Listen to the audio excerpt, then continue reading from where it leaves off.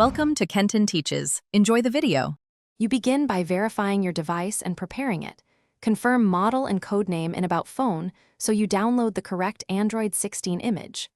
Once done, backup apps and media to cloud or a local drive. This protects you if anything fails.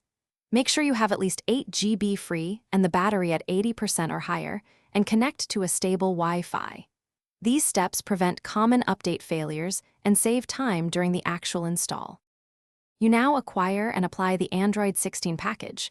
Download the official OTA or factory image that exactly matches your model and check the checksum to avoid corrupted files. If you use sideload, enable developer options and USB debugging, then connect via ADB.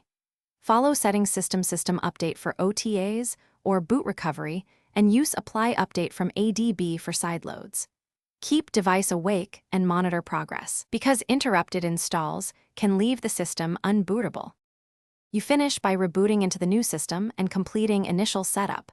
Verify the Android 16 build number in About Phone so you know the update succeeded.